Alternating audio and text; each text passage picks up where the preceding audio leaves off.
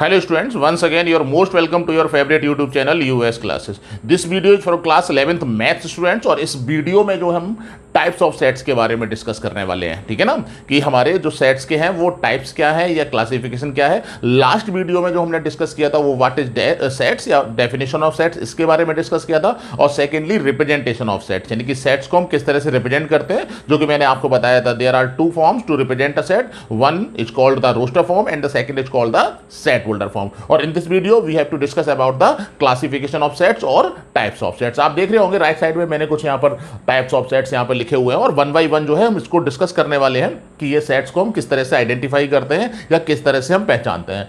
तो types of sets में जो नंबर वन आपका आता है टाइप्स ऑफ सेट्स, इसमें number one empty set.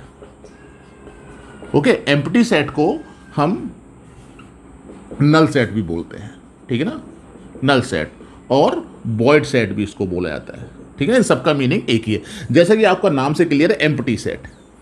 Empty का मतलब सेट जो होगा वो एम्प्टी होगा। एम्प्टी का मतलब अगर सेट्स को हम एम्प्टी बोल रहे हैं, इट मींस क्या हो गया कि उसके अंदर सेट्स में क्या होते हैं, एलिमेंट्स होते हैं, और अगर एम्प्टी सेट है तो उसके अंदर कोई भी एलिमेंट नहीं होगा। ओके, तो जो एम्प्टी सेट की डेफिनेशन है वो डेफिनेशन है empty set has no elements, यानी एम्प्टी सेट में कोई भी एलिमेंट नहीं होता है, ठीक है ना। इसको और इसको अगर एम्प्टी सेट में कोई भी एलिमेंट नहीं तो इसको किस तरह से रिप्रेजेंट करेंगे, इस तरह से रिप्रेजेंट करेंगे, यानी कि हमने क्या किया, करली ब्रैकेट्स तो लगाए बट उसके अंदर कोई भी एलिमेंट नहीं लिखा हुआ है। और सेकेंडली आप इसको 5 से भी रिप्रेजेंट करते हैं, 5, ठीक है ना। बट इंपॉर्टेंटली ध्यान रखिएगा, अगर हमने करली ब्रैकेट के अंदर 5 लिख दिया तो फिर ये आपका एम्प्टी सेट नहीं है, नॉट एम्प्टी सेट। क्यों एम्प्टी सेट नहीं है? अगर करली ब्रैकेट के अंदर कुछ भी लिखा हुआ है तो फिर उसके अंदर दैट मीन्स कोई ना कोई एलिमेंट है। यहां पर अगर मैंने 5 लिखा हुआ that means this set has the 5 element, यानी कि 1 एलिमेंट कंसिस्ट कर रहा है ये या कंटेंट कर रहा है आपका, ठीक है ना। तो यहां पर इसको हम एम्प्टी सेट नहीं बोल सकते। कई बच्चे क्या करते हैं, मैंने क्लासरूम में ये देखा है या नोट किया है कि वो जल्दबाजी में क्या करते हैं, इसको एम्प्टी सेट बोल देते हैं। तो this is not the empty set, इसको आपको जो है वो ध्यान रखना है। तो what is the definition of empty set, बड़ी आसानी से याद कर सकते हैं, जैसा कि नाम से ही क्लियर है, a set which has no element is called empty set. और एम्प्टी सेट को हम किस तरह से, करली ब्रैकेट से भी रिप्रेजेंट करते हैं और 5 से भी रिप्रेजेंट करते हैं, दोनों का मीनिंग। और मोस्ट इंपोर्टेंटली इन जनरल हम लोग जो है करली ब्रैकेट तो यूज नहीं करते, 5 यूज करते हैं। अच्छा, सेकंड जो बच्चों के दिमाग में जो आता है, कहते हैं सर ये तो आपकी डेफिनेशन हो गई, ठीक है हम पहचान लगे। तो दो फॉर्म्स होती है हमारी, एक रोस्टर फॉर्म होती है और सेट होल्डर फॉर्म होती है। तो मैं आपको बता दूं जनरली जो एम्प्टी सेट से रिलेटेड क्वेश्चन जो पूछे जाते हैं, जिसमें हमें एम्प्टी सेट को आइडेंटिफाई करना होता है कि दिस इज एम्प्टी सेट और नॉट, तो उस केस में क्या होता है कि जो सेट्स होते हैं, सपोज दैट इसे हमने रिप्रेजेंट किया, वो आपके सेट होल्डर फॉर्म में लिखे होंगे। किस फॉर्म में लिखे होंगे? सेट होल्डर फॉर्म में। सेट होल्डर फॉर्म में लिखे होंगे और हमसे पूछा जाएगा दिस इज एम्प्टी सेट और नॉट। फिर से समझिएगा जो मैं कहना चाह रहा हूं, मैं कहना ये चाह रहा हूं कि आपको इस तरह से नहीं पूछे जाने क्वेश्चन कि बताओ ये एम्प्टी सेट है या नहीं है, तो आप बड़ी आसानी से बता सकते हैं कि तो डेफिनेटली एम्प्टी सेट है। या फिर इस तरह से नहीं पूछा जाएगा, रोस्टर फॉर्म में लिखा हुआ है, जनरली इस तरह से क्वेश्चंस नहीं आते। हाँ, क्वेश्चंस बनते हैं इस तरह से कि पूछा जाएगा बताइए एम्प्टी सेट है या नहीं है, तो बड़ी आसानी से बता सकते हैं कि इस सेट में 2 एलिमेंट्स हैं, so this is not a empty set, बड़ी आसानी से। इन जनरल जो हमारे क्वेश्चंस पूछे जाते हैं वो क्वेश्चंस किस तरह से पूछे जाते हैं कि सेट हमें सेट होल्डर फॉर्म में दिया होता है और सेट होल्डर फॉर्म से हम उसको रोस्टर फॉर्म में कन्वर्ट करते हैं, then we identify this is empty set और नॉट। फॉर एग्जांपल, जैसे मैंने यहां पर लिखा, यहां पर suppose that set A x is even prime number and multiple of 13, ठीक है ना, मल्टीपल ऑफ 13 इस तरह से लिखा हुआ है। अब हमें इसको बताना है कि हमारा एम्प्टी सेट है या नहीं। मैंने यहाँ पर एक एग्जांपल के थ्रू आपको बताना चाह रहा हूँ। ये मैंने इसलिए बताया, क्लासरूम में जो मैंने प्रॉब्लम्स देखी हैं बच्चों के साथ, उन बच्चों को उन प्रॉब्लम्स को ध्यान में रखते हुए मैं इसको एक्सप्लेन कर दे रहा हूँ, क्योंकि बच्चे इसको नहीं समझ पाते हैं, ठीक है ना। वो कहते हैं कि सर इसमें तो एलिमेंट लिखे हुए हैं, आपने देखिए एक स्टेटमेंट लिखा हुआ है, ठीक है ना। बट अगर हम स्टेटमेंट को ध्यान से पढ़ेंगे, कहेंगे सर ये हमारा जो एम्प्टी सेट हो ही नहीं सकता, क्योंकि आपने इसके अंदर तो एक्स एलिमेंट लिख दिया। बट अगर इस स्टेटमेंट को आप ध्यान से समझेंगे, एक्स एलिमेंट है बट एक्स क्या, इवन प्राइम नंबर है और मल्टीपल ऑफ 13। तो हम जानते हैं इवन प्राइम नंबर 2 सिर्फ होता है और वो मल्टीपल ऑफ 13 नहीं होता, यानी इवन प्राइम नंबर भी होना चाहिए और मल्टीपल ऑफ 13 भी होना चाहिए। तो we know that there is no element या there is no number which is even prime और मल्टीपल ऑफ 13, यानी ऐसा कोई नंबर है ही नहीं। दैट मीन्स अगर हम इसको, ये तो क्या हो गई हमारी सेट होल्डर फॉर्म हो गई, अगर हम इसको रोस्टर फॉर्म में लिखते हैं तो रोस्टर फॉर्म में बड़ी आसानी से, क्योंकि रोस्टर फॉर्म में एलिमेंट्स लिस्टेड होते हैं और यहां पर कोई एलिमेंट्स बनता ही नहीं है, तो इसके अंदर हम कोई एलिमेंट भी नहीं लिखेंगे। और अगर हम एलिमेंट नहीं लिखेंगे तो ये हमारा क्या हो जाएगा, एम्प्टी सेट हो जाएगा। आई होप कि ये आपको समझ में आ गया होगा, कोई प्रॉब्लम नहीं होगी। एम्प्टी सेट में बहुत सिंपल सी डेफिनेशन थी और बहुत आसानी से मैंने इसको जो है आपको बता दिया कि किस तरह से क्वेश्चन हमारे बनते हैं, किस तरह से क्वेश्चन पूछे जाते हैं। सेकेंडली क्या है, नंबर ऑफ एलिमेंट्स। ये टाइप ऑफ सेट तो नहीं है हमारा, ठीक है ना, टाइप ऑफ सेट नहीं है हमारा, यहां पर हम नंबर ऑफ एलिमेंट्स की बात कर रहे हैं। अगर कोई भी आपका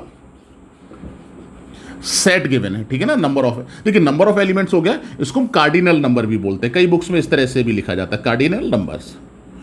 both have same meaning, no problem, इसमें दोनों का सेम मीनिंग होता है, कोई ऐसा प्रॉब्लम नहीं है। बट आप ध्यान रखिएगा, कई बार क्या होता है ना कि क्वेश्चन ऐसे पूछ दिया था, find the cardinal number of this set, तो अब पता लगा बच्चों को पता ही नहीं कि कार्डिनल नंबर क्या होता है, तो फिर मैंने इसीलिए यहां पर लिख दिया कि कार्डिनल नंबर और number of element same meaning, ठीक है ना। Suppose that we consider a set 1 2 3, ठीक है ना, ए, तो यहां पर नंबर ऑफ एलिमेंट्स कितने हैं, 3। आसानी से 1 2 3 आप काउंट कर सकते हैं, 1 2 3। तो इसको किस तरह से रिप्रेजेंट किया जाता है, एन ब्रैकेट के अंदर ए, ये आप ध्यान रखिएगा। नंबर ऑफ एलिमेंट्स या कार्डिनल नंबर सेम मीनिंग, यानी इसको किस तरह से रिप्रेजेंट किया जाता है, हम थ्योरी यूज नहीं करते कि number of elements of set है, इतना बड़ा नहीं लिखते हैं, नोटेशंस यूज करते हैं। और नोटेशंस कैसे आपका यूज किया जाता है, इस तरह से, इसको आपको ध्यान रखना। एन यानी कि एन का मतलब होता है नंबर ऑफ एलिमेंट्स को रिप्रेजेंट कर रहा है, ए का मतलब सेट ए के। तो हम इजीली ऑब्जर्व कर सकते हैं सेट ए में हमारे जो 3 एलिमेंट्स हैं, तो एन इक्वल टू हमारा कितना हो जाएगा, 3 हो जाएगा। इसको भी आपको ध्यान रखना है, ठीक है ना। हालांकि ये टाइप ऑफ सेट्स नहीं है, बस ऐसे ही मैंने आपको बता दिया यहां पर कि किस तरह से इसको रिप्रेजेंट किया था। नेक्स्ट नंबर आता है हमारा equivalent sets, number second.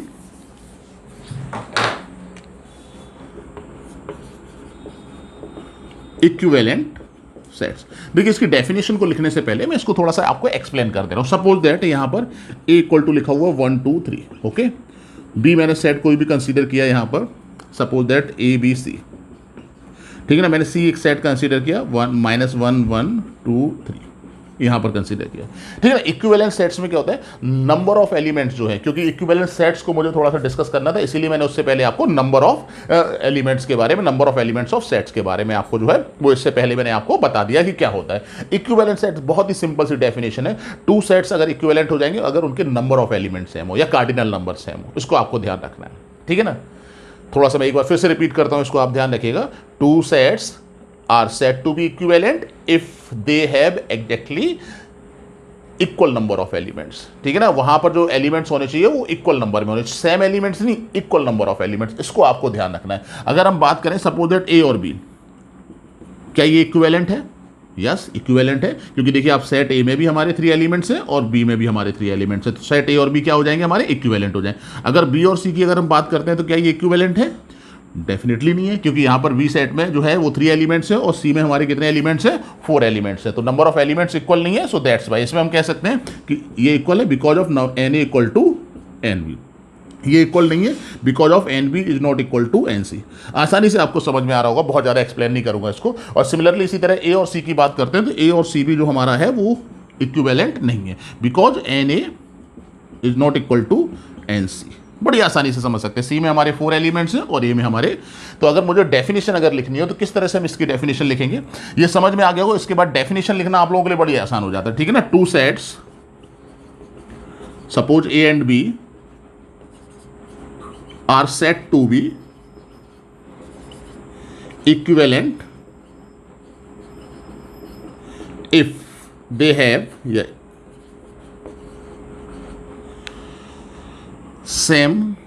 Equal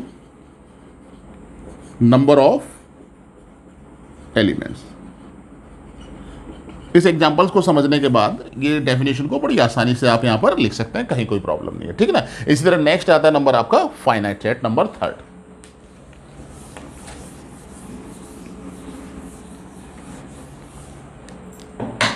number 3rd finite set. जैसा कि देखिए नाम से ही क्लियर है, फाइनाइट सेट, ठीक है ना। फाइनाइट सेट क्या होता है हमारा, if a set has finite number of elements, यानी किसी भी सेट में नंबर ऑफ एलिमेंट्स फाइनाइट हो। फाइनाइट का मतलब समझ रहे हैं ना। सपोज दैट मैंने यहां पर क्या लिखा, एक सेट लिखा और 1 2 3, बड़ी आसानी से बता सकते हैं एन इक्वल टू 3 यानी 3 है, तो सेट ही हमारा क्या हो जाएगा, फाइनाइट हो जाएगा। बड़ी आसानी से बता सकते हैं इसको हम, यानी फाइनाइट सेट में, finite set has finite number of elements, finite number of elements. अगर नंबर ऑफ एलिमेंट्स फाइनाइट है तो वो फाइनाइट सेट हो जाएगा, otherwise it is infinite set. मैं इसमें 3 और 4 एक ही साथ फाइनाइट और इनफाइनाइट सेट की डेफिनेशन एक ही साथ आपको दे देता हूँ, बड़ी आसानी से आप इसको समझ सकते हैं, एक ही साथ आप इसको आसानी से समझ सकते हैं, ठीक है ना। Set A has 3 elements, so it is finite set, finite set होगा। अच्छा देखिए, सेट्स की मैं आपको एक चीज़ और बता देता हूँ कि सेट्स की अगर आप प्रॉब्लम्स करते हैं, ठीक है ना, प्रॉब्लम्स में एक चीज़ को आपको ध्यान रखना, इफ़ पॉसिबल, अगर पॉसिबल है तो आप क्या करिए कि सेट बिल्डर फॉर्म को रोस्टर फॉर्म में जरूर कन्वर्ट कर लीजिए, उसके बाद कंपेयर करना सेट्स के बीच में आसान हो जाता है, ठीक है ना। सेट्स को आसानी से आइडेंटिफाई हम कर सकते हैं। तो स्पेशली मैं नोट करके आपको ये बात बता देता हूँ, if possible to convert a set builder form into roster then definitely it will be converted, ठीक है ना। ये जरूर कन्वर्ट होगा और कर लेंगे तो आपके लिए चीज़ें जो है वो सेट्स में थोड़ा सा आसान होने वाली है, इसका भी आप लोगों को ध्यान रखना, क्योंकि यहाँ पर तो मैं सारे के सारे एग्जाम्पल जो है ना आपको वो रोस्टर फॉर्म के दे रहा हूँ, बट कभी इस तरह के एग्जाम्पल्स बन जाते हैं जहाँ पर जो है वो आपका रोस्टर की जगह सेट बिल्डर लिखा हुआ है, फिर क्या होता है, फिर आपको सोचना पड़ता है। सपोज दैट अगर मैं बात करूं आपसे कि मैंने यहां पर क्या लिखा, ये तो फाइनाइट सेट हो गया आपका, इसके बाद मैंने एक सेट लिखा यहां पर एक्स, सेट बिल्डर फॉर्म है, x is a solution of suppose that x square plus 5x plus 6 equal to 0, यानी कोई क्वाड्रेटिक इक्वेशन इसका सॉल्यूशन है। अब जैसे देखिए सॉल्यूशन में है तो हम इसमें पता नहीं कर पा रहे हैं कि इसमें कौन से एलिमेंट्स लिखे हुए, 1 आएंगे, 2 आएंगे, मोर देन 1 आएंगे। हालांकि एग्जैक्टली हम आपको बता दें कि क्वाड्रेटिक इक्वेशन है, और ये आप लोग क्लास 10 से जानते हैं, quadratic equation has at most 2 solution, तो मैक्सिमम 2 होंगे या 1 होगा, ये तो होना नहीं है, और 2 या 1 होने पर ये क्या हो जाएगा, फाइनाइट हो जाएगा। लेकिन फिर भी जैसे अगर मुझे पता करना हो कि एग्जैक्टली कौन से एलिमेंट्स इसके अंदर लाई कर रहे हैं, तो हम क्या करेंगे, इसको सॉल्व करेंगे इक्वेशन को, ठीक है ना। Suppose that this is set B, x square plus 3x plus 2x, तो हम x कॉमन लेंगे यहाँ पर, प्लस 2 कॉमन लिया, तो यहाँ पर x प्लस 2 और x प्लस 3 इक्वल टू 0, तो that means x equal to -2 और -3। तो जो सेट बी में हमारे जो एलिमेंट्स आ जाएंगे वो -2 और -3 आ जाएंगे, बड़ी आसानी से देखिए हमें दिख रहा है यहाँ पर। तो मैंने पहले भी आपको बता दिया, इससे पहले भी मैंने ये पॉइंट आपसे कहा था या डिस्कस किया था कि अगर पॉसिबल है तो आप सेट होल्डर को रोस्टर में जरूर कन्वर्ट करिए, इसका ध्यान रखिए, ठीक है ना। अभी मैं बात कर रहा था आपसे फाइनाइट की, तो फाइनाइट अब इनफाइनाइट किस तरह से होंगे, और अगर ये -2 -3 अगर मैं पूछता हूँ कि किस तरह का सेट है, तो डेफिनेटली ये फाइनाइट सेट है, क्योंकि यहाँ पर एलिमेंट्स आप काउंट कर सकते हैं इस तरह से, ठीक ना। अब इनफाइनाइट सेट्स की अगर हम बात करते हैं तो इनफाइनाइट सेट्स हमारे किस तरह से होते हैं, जैसे अगर मैं बात करूं सेट ऑफ नेचुरल नंबर, ठीक है ना, इसका मुझे सेट लिखना है, एन से रिप्रेजेंट कर रहे हैं तो डेफिनेटली 1 2 3 4 एंड सो ऑन, ठीक है ना। आसानी समझ सकते हैं कि ये काउंटेबल ही नहीं है, इनफाइनाइट नेचुरल नंबर्स होते हैं, तो ये आपका फाइनाइट सेट नहीं होगा, ये हमारा क्या हो जाएगा, इनफाइनाइट सेट हो जाएगा। इसको ध्यान रखिएगा, क्या हो जाएगा आपका ये इनफाइनाइट सेट, ठीक है ना। तीसरी चीज, कई बार ना बच्चे इसको भी, सपोज दैट अगर मैंने यहाँ पे लिखा 1 2 3 और डेड 100 लिखा है, कई बच्चे क्या करते हैं इसको भी इनफाइनाइट सेट बता देते हैं कि सर डेड ऐसे ये अगर लास्ट एलिमेंट अगर आपका दिया गया है यहाँ पर, बड़ी आसानी, यहाँ पर देखिए इन दोनों में डिफरेंस क्या है बेसिकली, यहाँ पर आपका लास्ट जो नंबर है वो गिवन नहीं है। अब लास्ट नंबर अगर गिवन नहीं है तो फिर तो हम नेचुरल नंबर्स काउंट करते ही रहेंगे, ठीक है ना। लेकिन अगर लास्ट एलिमेंट्स आपका गिवन है 100, तो आसानी से हम बता सकते हैं इट हैज 100 एलिमेंट्स, यानी काउंटेबल है ना, फाइनाइट तो है ना सेट, एलिमेंट जो हमारे हैं वो फाइनाइट हो गए डेफिनेटली, और फाइनाइट हो गए तो ये किस तरह का सेट हो जाएगा, फाइनाइट सेट हो जाएगा। इसमें बच्चे ना, मैंने ये एग्जांपल इसलिए आपको दिया कि बच्चे ना इसमें कंफ्यूज हो जाते हैं, उनको लगता है कि ये भी आपका जो है इनफाइनाइट सेट है क्योंकि डेड डैश लिखा हुआ है। तो अगर मैं आपको बता देता हूँ डेड डैश लिखा हुआ है but last element is given, ठीक है ना, लास्ट एलिमेंट अगर आपको दिया गया तो डेफिनेटली हमारा फाइनाइट सेट होने वाला है, ठीक है ना। इसको भी है आपको ध्यान रखना है, ठीक है ना। तो फाइनाइट और इनफाइनाइट समझ में आ गया होगा, आई थिंक बहुत सिंपल सी डेफिनेशन है। फाइनाइट सेट्स में जो नंबर ऑफ एलिमेंट्स होते हैं फाइनाइट होते हैं, और इनफाइनाइट सेट में नंबर ऑफ एलिमेंट्स क्या होते हैं, इनफाइनाइट होते हैं। इसको आप बड़ी आसानी से पेपर पेन लेकर बैठे हुए हैं तो डेफिनेशन को नोट कर सकते हैं, और इसमें मैंने कुछ आपको एग्जाम्पल्स भी दे दिए हैं, वो आप बड़ी आसानी से इसको समझ सकते हैं। एक एग्जाम्पल मैंने नेचुरल नंबर्स का दे दिया है, और इस तरह से बहुत सारे एग्जाम्पल्स बनते हैं, और मैंने आपको इससे पहले ही बता दिया कि अगर पॉसिबल है तो सेट बिल्डर को अगर आप रोस्टर फॉर्म में कन्वर्ट कर लेंगे तो आपके लिए क्वेश्चन जो है फाइनाइट और इनफाइनाइट को आइडेंटिफाई करने वाले आसान हो जाएंगे, ठीक है ना। नेक्स्ट नंबर आपका आता है सिंगलटन सेट, सिंगलटन सेट, इसको मैं रेज कर रहा हूं, आई थिंक नंबर 4 आ जाएगा आपका, सिंगलटन सेट। इन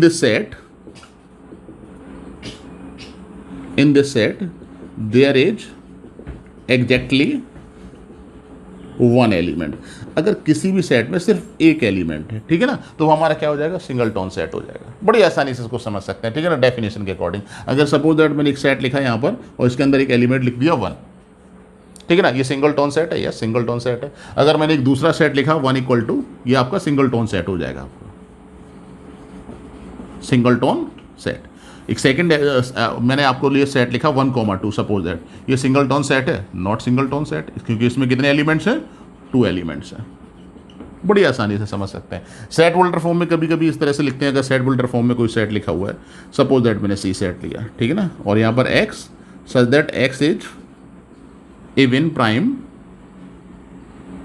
नंबर। अभी क्या है कि इसको अगर हम देखेंगे तो समझ में नहीं आ रहा है ये आपका सिंगलटन सेट है या नहीं है, लेकिन जैसे ही आप इसको रोस्टर में कन्वर्ट करेंगे, ठीक है ना, मैंने पहले भी आपसे कहा था बहुत सारे क्वेश्चन ना आपके रोस्टर फॉर्म में, किसी भी सेट होल्डर फॉर्म को रोस्टर फॉर्म में कन्वर्ट करेंगे आपके लिए बड़े आसान हो जाएंगे। तो इसमें कौन से एलिमेंट्स लाई कर रहे हैं, इवन प्राइम नंबर। तो इवन प्राइम नंबर आप आसानी से जानते हैं सिर्फ एक ही होता है, 2, इसके अलावा कोई दूसरा इवन प्राइम नंबर पॉसिबल ही नहीं है। तो डेफिनेटली हमारा क्या हो जाएगा, यस, ये सिंगलटन सेट आपका हो जाएगा। आई थिंक ये समझ में आ गया होगा आपका सिंगलटन सेट क्या होता है। उसके बाद नेक्स्ट आता है नंबर 5, इक्वल सेट्स, ठीक है ना, इक्वल सेट्स। इक्वल सेट्स में देखिए वहां पर इससे पहले जो मैंने आपको डेफिनेशन बताई थी वो इक्विवेलेंट सेट्स थी, ठीक है ना, यहां पर इक्वल सेट्स की बात कर रहे हैं। तो इक्विवेलेंट सेट्स में नंबर ऑफ एलिमेंट जो है वो इक्वल होने चाहिए, ठीक है ना, इसका आपको ध्यान रखना। और यहां पर नंबर ऑफ एलिमेंट्स सेम होने चाहिए, सॉरी इस एलिमेंट जो है वो सेम होने चाहिए, ध्यान रखना है। वहां पर नंबर ऑफ एलिमेंट्स था, यहां पर नंबर ऑफ हट जाएगा, सिर्फ एलिमेंट्स आ जाएगा। डेफिनेशन पहले मैं आप लोगों के लिए लिख देता हूं, 2 sets A and B are said to be equal sets if they have exactly same elements। देखिए यहां पर नंबर ऑफ हटा दिया है, यहां पर अगर सेम की जगह यहां पर exactly same number of elements कर देंगे यहां पर, ठीक है ना, तो वो क्या हो जाएगा, आपका इक्विवेलेंट सेट हो जाएगा। बस दोनों में इतना ही डिफरेंस, और यहां पर नंबर ऑफ हटा के सिर्फ एलिमेंट्स, तो आपका इक्वल सेट।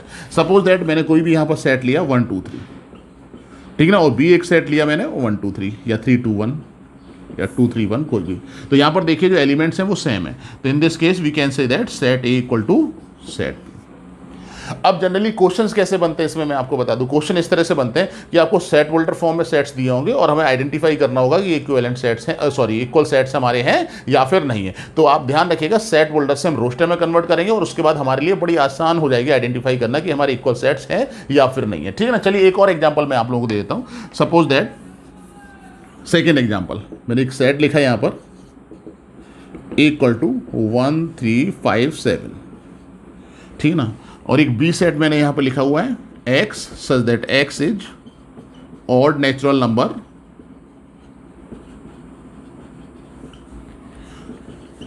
लेस देन 9, ठीक है ना, odd natural number less than 9। देखिए अभी इसको कंपेयर करना थोड़ा सा मुश्किल हो जाएगा, बट जैसे ही अगर हम इसको सेट होल्डर को रोस्टर फॉर्म में कन्वर्ट करेंगे आसानी से इसको हम कंपेयर कर सकते हैं। फॉर एग्जांपल अगर मैं बात करता हूं यहां पर, अगर odd natural number less than 9 तो 1 हो जाएगा, 3 हो जाएगा, 5 हो जाएगा, 7 हो जाएगा, ठीक है ना। वो आसानी से देखिए यहां पर कि आपका क्या हो जाएगा, यहां पर इक्वल हो जाएगा, because of set A and set B has same elements, यानी कि एलिमेंट जो है वो यहां पर सेम है, तो ये आपका इक्वल सेट्स। दोनों में ध्यान रखिएगा, once again I repeat it कि इक्विवेलेंट सेट्स और इक्वल सेट्स में क्या डिफरेंस है। In equivalent sets number of elements are equal, और in equal sets number of elements are same, यानी एलिमेंट्स क्या होते हैं, सेम होते हैं, नंबर ऑफ आपको हटा देना, वहां से रिप्लेस कर देना, ठीक है ना। इसको बड़ी आसानी से आप याद रख सकते हैं। तो ये हो गया हमारा इक्वल सेट्स। ये हमारे क्या है, कुछ मैंने टाइप्स ऑफ सेट्स आपके बताए थे। इसके बाद नेक्स्ट आपका जो टर्म स्टार्ट होता है वो होता है सबसेट।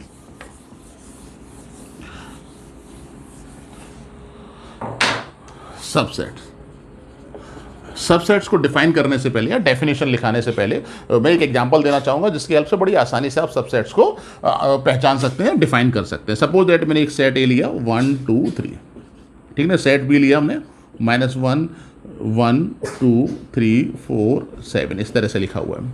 यहाँ पर आप ऑब्जर्व करिए कि जो सेट ए के सारे एलिमेंट सेट बी में है। देखिए सेट ए में 1 है, इसके अंदर भी 1 है, सेट ए में 2 है, इसके अंदर भी 2 है, सेट ए में 3 है, इसके अंदर भी 3 है। तो बड़ी आसानी से हम कर सकते हैं if all the elements in set A present in B, यानी जो सेट ए के एलिमेंट्स है वो सेट बी में भी प्रेजेंट है। इन दिस केस और in this situation we can say that A is subset of B, और इसका जो नोटेशन होता है वो इस तरह से दिखाते हैं, A is the subset of B. थोड़ा सी नहीं, सी तो इस तरह से रहता है, थोड़ा सा लॉन्ग इस तरह से बना देते हैं हम, इसको ध्यान रखिएगा। सबसेट का ही हमारा जो है वो सिंबल है, यानी ये क्या हो जाएगा, बी का सबसेट हो जाएगा। तो बहुत आसान सी डेफिनेशन है, इस एग्जाम्पल की हेल्प से ना बड़ी आसानी से आप डेफिनेशन को जनरेट कर सकते हैं। सबसेट्स क्या होता है, set A is set to be subset of B if all elements of set A are present in B. ये हमारी डेफिनेशन होगी और ये हमारा जो है उसका एग्जाम्पल हो गया। यानी कि सेट ए बी का सबसेट होगा अगर सेट ए के सारे एलिमेंट जो है वो सेट बी में भी होगा। और इस एग्जाम्पल की हेल्प से बड़ी आसानी से समझ सकते हैं। हम आपको बता दें इसमें भी देखिए, हम आपको बता दें सेट्स में ये जितने भी मैं टाइप्स ऑफ सेट्स है इस तरह के क्वेश्चन बता रहा हूँ, इसमें जो क्वेश्चन आपके पूछे जाते हैं देखिए रोस्टर फॉर्म में हो तो बड़ी आसानी से हम कंपेयर कर सकते हैं, कोई प्रॉब्लम नहीं है। प्रॉब्लम बेसिकली आती है जब जो आपके सेट होल्डर फॉर्म में सेट लिखे तो उसके लिए मैंने आपको बताया कि इफ पॉसिबल, अगर पॉसिबल है तो फिर आप क्या करिए, उसको कन्वर्ट कर दीजिए इन रोस्टर फॉर्म। ये आपको जो है वो ध्यान रखना है, ठीक है ना। आई थिंक ये डेफिनेशन आपको समझ में आ गई होगी सबसेट्स की। उसके बाद सबसेट्स के अंदर में एक आता है आपका प्रॉपर सबसेट आता है। एक प्रॉपर सबसेट आता है वर्ड और एक आता है सुपर सेट, ठीक ना। प्रॉपर सबसेट्स में क्या हो जाता है, ध्यान रखिएगा, यहां पर इसको मैं इस तरह से लिख दे रहा हूं। प्रॉपर सबसेट्स में ए बी का सबसेट तो होगा but A is not equal to B, यानी ए बी के इक्वल नहीं होगा, ठीक है ना। Therefore A is proper subset of B. जैसे अगर मैं बात करूं, एक एग्जांपल मेरा यहां पे लिखा हुआ है। इक्वल का तो मीनिंग आपको समझ में आता होगा, कब दो सेट्स इक्वल होते हैं। अगर सेम एलिमेंट्स हैं तो वो क्या हो जाएंगे, आपके इक्वल सेट्स हो जाएंगे, जैसा कि मैंने बताया। यहां पर जरा ऑब्जर्व करिए आप कि यहां पर ए के सारे एलिमेंट बी में है but A is not equal to B. तो in this condition we can say that A is the proper subset of B. ये बिल्कुल एग्जाम्पल आपका बिल्कुल बढ़िया मैंने दिया हुआ है यहां पर, ठीक है ना। बड़ी आसानी से इसको आप समझ सकते हैं कि क्या है कि अगर ए जो है वो बी का सबसेट तो हो but A is not equal to B, in this case A is the proper subset of B and in the same case B is super set of A। और इसको इस तरह से नोटेशन जो होता है वो इस तरह से रहता है आपका, इसको भी आप ध्यान रखिएगा।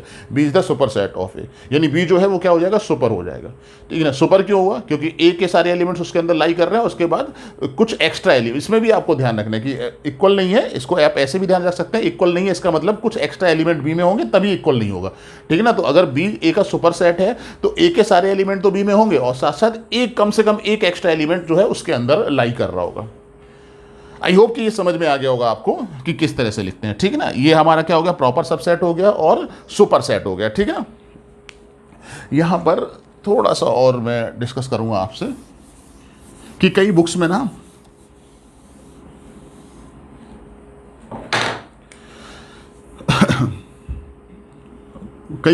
देखिए मैं आपको बता देता हूं कि जो आपका सबसेट है और प्रॉपर सबसेट है, ठीक है। स्पेशली देखिए एनसीईआरटी की अगर मैं बात करूं तो एनसीईआरटी में सपोज दैट ए अगर बी का सबसेट है तो उसको ऐसे दिखाया जाता है, ठीक है ना, A is the subset of B. लेकिन अगर मैं आईआईटी की बात करूं, आईआईटी में जो है वो इसको इस तरह से रिप्रेजेंट किया जाता है। तो कंफ्यूज नहीं होना, कई बुक्स में भी इस तरह से लिखा हुआ है, ठीक है ना। जनरली एनसीईआरटी की बुक्स उठाएंगे उसमें सबसेट इस तरह से, A is the subset of B है, A is the subset of B इस तरह से। लेकिन आईआईटी या कई रेफरेंस बुक में भी सबसेट्स को इस तरह से दिखाया जाता है। ये इसका मतलब क्या हुआ हम आपको बता दें। इससे पहले थोड़ा सा और एक एक्सप्लेन करूंगा कि सपोज दैट ए आपका 1 2 3 है और बी भी आपका जो है वो 1 2 3, इसको भी आप नोट करके लिख सकते हैं। चलिए एक मिनट, इसको मैं पहले आपको बता देता हूं, ठीक है। नोट करके लिखिए, suppose that A equal to आपको दिया हुआ 1 2 3 और बी भी आपका जो है वो सपोज दैट 2 3 1 लिखा हुआ है, ठीक है ना। तो यहां पर देखिए ए के सारे एलिमेंट बी में हैं तो बड़ी आसानी से समझ सकते हैं A is the subset of B. Number 2 B के भी सारे एलिमेंट ए में हैं तो B is the subset of A. तो आप कहेंगे सर हम A is the subset of B बोलेंगे या B is the subset of A बोलेंगे। तो मैं आपको बता दूं you can say that A subset of B and B is the subset of, दोनों बोल सकते हैं, इसमें कहीं कोई प्रॉब्लम नहीं, क्योंकि दोनों ही जो A is the subset of B और B is the subset of A लिखा हुआ है तो जो हमारी सबसेट की डेफिनेशन है उसको फॉलो कर रहे हैं। भाई B is the subset of A होगा अगर बी के सारे एलिमेंट ए में हो जाए, तो आसानी से ऑब्जर्व कर सकते हैं बी के सारे एलिमेंट ए में है। और अगर A is the subset of B होगा तो ए के सारे एलिमेंट जो है वो बी के अंदर होंगे, तो यहां पर आसानी से ऑब्जर्व कर सकते हैं कि ए के सारे एलिमेंट जो है बी के अंदर है। तो ये दोनों चीजें, बट अगर ऐसा है, ठीक है ना, तो ध्यान रखिएगा ए इक्वल टू बी, ठीक है ना। If A is the subset of B and B is the subset of A, ये तभी पॉसिबल है जब ए और बी हमारे क्या होंगे, इक्वल होंगे। इसको जो है वो आपको ध्यान रखना है इंपॉर्टेंटली। समझ में आ रहा है। तो इससे पहले जो मैं बात आपको बता रहा था कि सबसेट्स और प्रॉपर सबसेट्स, कई बुक्स में ना इसके नोटेशन में थोड़ा सा वेरिएशन है, तो वो नोटेशन मैं आपको बता दूं जिससे कि जब आप स्टडी करें तो वहां पर कहीं आपको कंफ्यूजन ना हो कि ये कैसे लिखा हुआ है, ठीक है ना। तो देखिए मैं वही बता रहा था आपको, सपोज दैट सबसेट्स और प्रॉपर सबसेट्स,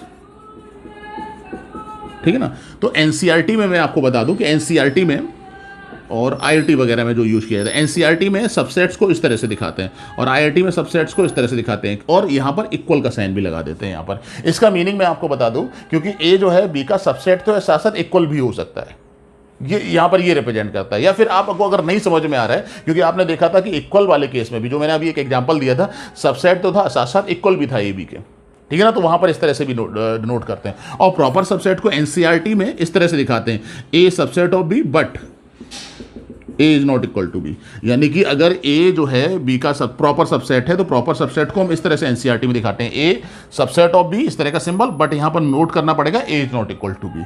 बट अगर हम आईआईटी की बात करें तो वहां पर सिर्फ इस तरह से दिखा देते हैं, A is subset of B, यानी आईआईटी में A is the subset of B और यहां पर A is the proper subset of B. इसको आप ध्यान रखना है, कई रेफरेंस बुक में भी ऐसा लिखा जाता है, तो आपको कंफ्यूज होने की जरूरत नहीं इसमें कि सर ये कैसे लिखा हुआ है। तो अगर आप एनसीईआरटी एकेडमिक्स की स्टडी कर रहे हैं तो इसको फॉलो कर सकते हैं, या फिर कोई रेफरेंस बुक या आप आईआईटी वगैरह जेईई वगैरह की तैयारी कर रहे हैं तो इस तरह के नोटेशन जो है वो आप यूज कर सकते हैं। और आपको माइंड सेट करना पड़ेगा कि आपको ये वाले नोटेशन यूज करना है या फिर ये वाले नोटेशन। ऐसा नहीं हो कि कहीं पर आप ये वाले नोटेशन यूज करते हैं और कहीं पर ये वाले नोटेशन यूज करते हैं, तो फिर आपको कंफ्यूजन होगा वहां पर। इसका भी आप लोगों को जो है वो ध्यान रखना है, ठीक है ना। तो ये तो बात भी हमारी प्रॉपर। उसके बाद नेक्स्ट आता है,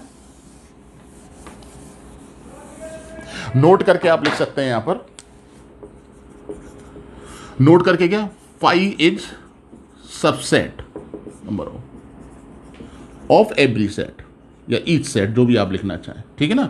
यानी फाइव जो होता है वो हर एक सेट का सबसेट होता है, इसको आपको जो है वो याद रखना है, ठीक है ना। Second thing, every set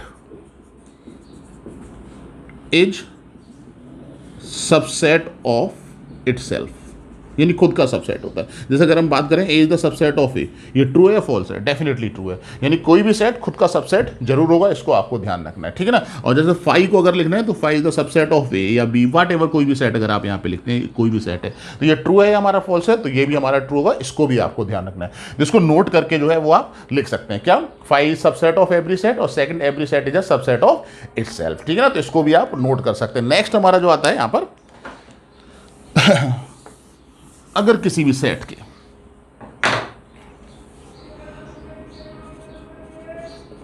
subsets of a set, एक मैंने यहां पर हेडिंग डाली है सबसेट्स ऑफ अ सेट, इसको बताने से पहले सपोज दैट हमने क्या किया, यहां पर एक सेट लिखा 1 2 3। अब मुझे सबसेट्स लिखने हैं, इसके एग्जांपल दे रहा हूं, पहले आपको मैं बता देता हूं। सबसेट्स ऑफ ए लिखने हैं यहां पर कि ए के सबसेट कैसे होंगे। तो देखिए, सबसेट्स लिखने के लिए सबसे पहले आता है कि इसके सबसेट्स होंगे कितने, तो नंबर ऑफ सबसेट्स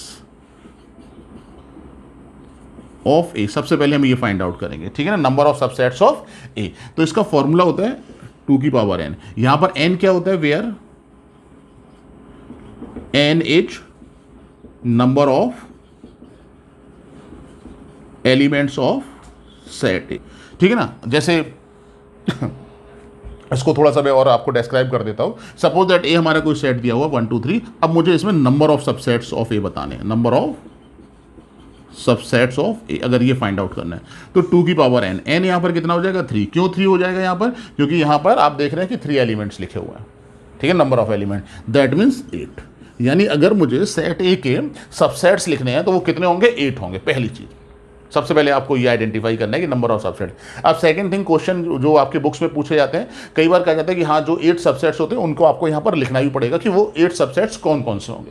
तो यहाँ पर इसके बाद मैं आपको 8 सबसेट्स लिखने वाला हूँ कि वो कैसे हम लिखते हैं। तो सबसे पहले इसको मैं इरेज कर रहा हूँ स्पेस बनाने के लिए, आप लोग नोट कर लीजिएगा वीडियो को पॉज करके। सबसेट्स ऑफ ए, ठीक है ना, कैसे, एक हमने लिखा 5 सभी का सबसेट होता है हमें पता है। फिर सेकंड आप 1 1 करके जो है वो सारे एलिमेंट्स लिखिए, 1 2 और 3। आप कहेंगे सर ये सबसेट, बिल्कुल आप ये बताइए ये जो सेट लिखा हुआ है ये इसका सबसेट है या नहीं है। कैसे पता करेंगे कि इसके अंदर जो एलिमेंट लिखा हुआ वो इसके अंदर होना चाहिए, तो है भाई, आसानी से 2 है इसके अंदर तो ये सबसेट हो जाएगा। ध्यान रखिएगा, सबसे देखिए सबसेट भी क्या होता है, एक सेट होता है, इसको भी आपको ध्यान रखना है। सबसेट क्या होगा, आपका एक सेट होगा। अगर हम सिर्फ इसको इस तरह से लिखते हैं 2, ये गलत हो जाएगा, क्योंकि 2 जो है वो सेट नहीं है। सेट ये कब बनेगा हमारा, जब इसके अंदर हम कर्ली ब्रैकेट लगा देंगे। इंपॉर्टेंटली कई बच्चे ना इसमें भी कंफ्यूजन उनको होता है, कई बच्चे क्या करते हैं जल्दबाजी में इस तरह से लिख देते हैं, तो इसका भी आपको ध्यान रखना है, ठीक है ना। अब हमने क्या किया यहाँ पर एक एक करके सारे एलिमेंट ले लिए। अब क्या है ट्रिक दूसरी कि 2 2 करके सारे एलिमेंट लिखिए, जैसे 1 2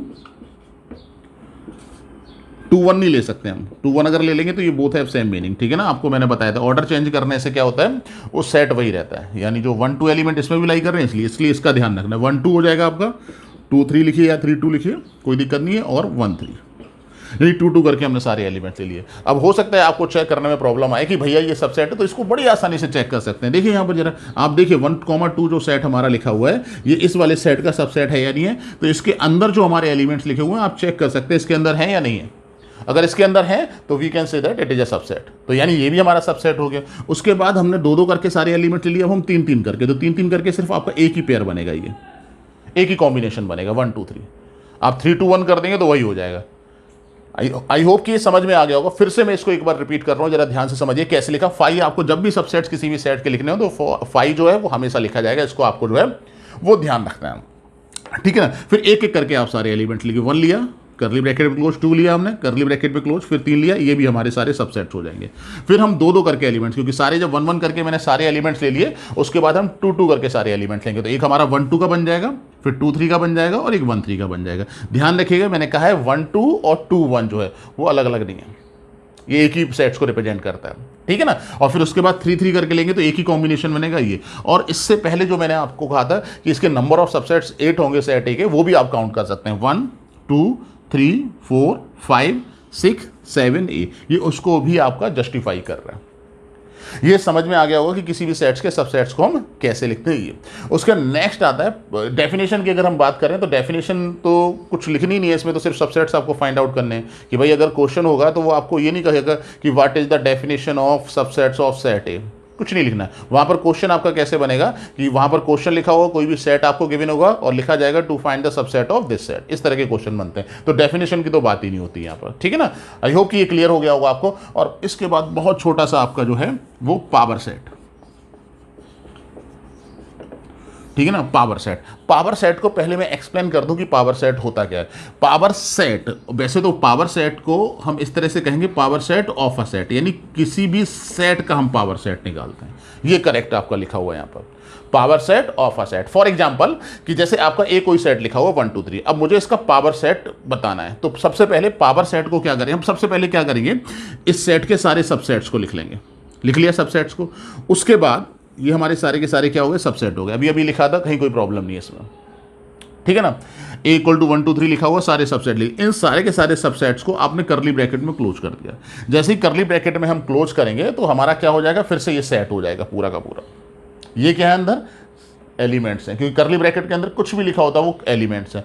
लेकिन पावर सेट में जो एलिमेंट्स होते हैं वो क्या होते हैं, सेट होते हैं। यहाँ पर आप आसानी से ऑब्जर्व कर सकते हैं, भाई उसके अंदर जो लिखे हुए हैं नंबर्स, ये आप आसानी से कह सकते हैं ये क्या है, हमारे सेट है।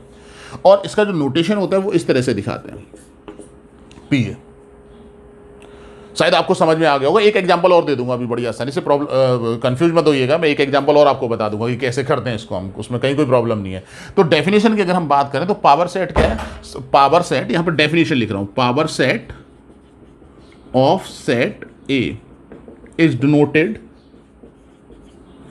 PA एंड कलेक्शन ऑफ किसका कलेक्शन होगा, collection of all subsets of set ए। बस ये आपकी डेफिनेशन है, ठीक है ना। पावर सेट हमारा क्या है, पावर सेट जो है वो कलेक्शन ऑफ, पावर सेट किसी भी सेट का, जो पावर सेट है उस सेट के सबसेट्स का कलेक्शन होता है। यहां पर आपको मैंने एक एग्जांपल दिया, वो सपोज दैट मैंने कोई सेट कंसीडर किया, इसका पावर सेट निकालना, तो PA से इसको रिप्रेजेंट करते हैं, डिनोट करते हैं हम, और उसके सारे सबसेट्स लिखने के बाद करली ब्रैकेट में क्लोज कर दिया। सेकेंडली, अगर आपको नंबर ऑफ, नोट करके आप ध्यान रखिएगा, अगर आपको किसी भी पावर सेट में जैसे नंबर ऑफ एलिमेंट्स अगर बताने हो, ठीक है ना, PA और बाहर मैंने N लिखा हुआ है, इसका मतलब number of elements of power set, ये किसके इक्वल होगा, A के सबसेट के इक्वल होगा। A के जो सबसेट्स होते हैं, और A के सबसेट्स कितने होते हैं, 2 की पावर N। यहां पर N क्या है, मैंने पहले भी आपको बताया, where N is number of elements of set A। यानी सेट ए के जो एलिमेंट्स होंगे इसको नोट करेगा। जैसे अगर मैं बात करूं सेट ए 1 2 3 है, अगर मुझे नंबर ऑफ एलिमेंट्स बताने हैं तो 2 की पावर n, 2 की पावर n का मतलब हो जाएगा 2 की पावर 3, क्योंकि यहाँ पर a इक्वल टू 3 है, तो बड़ी आसानी से हम फाइंड आउट कर सकते हैं कि यहाँ पर 2 की पावर 3 पुट करेंगे और ये 8 आएगा, काउंट कर सकते हैं आप लोग बड़ी आसानी से। पावर सेट में कहीं देखिए एग्जांपल दे दिया, उसके बाद मैंने जब डेफिनेशन को लिखा तो शायद कहीं कोई प्रॉब्लम आपको नहीं रही होगी। इसको क्या करिए, ये मैंने कुछ यहाँ पर टाइप्स बताए हैं आपको सेट्स के, उसके बाद आपको जो है वो सबसेट के बारे में बताया और उसके बाद मैंने जो है आपको पावर सेट के बारे में बताया होगा, ठीक है ना। वीडियो को आराम से रिवाइंड करके देखते रहिए, कोई प्रॉब्लम नहीं है, कोई चीज़ समझ में नहीं आती है कमेंट बॉक्स में आप लिख सकते हैं। नेक्स्ट वीडियो जब मैं बनाऊंगा तो उसमें आपकी सारी प्रॉब्लम्स को जो है जो आपको समझ में नहीं आई है वो मैं डिस्कस कर लूँगा। और आई होप कि ये वीडियो आपको समझ में आया होगा, कहीं कोई प्रॉब्लम नहीं है। मैं फिर से एक बार रिपीट करता हूँ कि अगर कहीं किसी पॉइंट पर या कहीं कोई आपको अगर प्रॉब्लम है तो फिर आप उसको कमेंट बॉक्स में जाकर लिख सकते हैं, और कमेंट बॉक्स में जाकर ये वीडियो आपको कैसा लगा इसको बारे में भी आप लिखना बिल्कुल मत भूलिएगा। और अगर ये हमारा वीडियो आपको पसंद आया हो तो इसको लाइक शेयर और सब्सक्राइब जरूर करिएगा, और हमारे चैनल यूएस क्लासेस को जरूर सब्सक्राइब करिएगा, और उसके बाद बेल आइकन दबाना बिल्कुल मत भूलिएगा। बेल आइकन दबाने से आपके जो भी मैं नेक्स्ट वीडियो शूट करूंगा उसके नोटिफिकेशन आप तक पहुंचते रहेंगे। Thank you.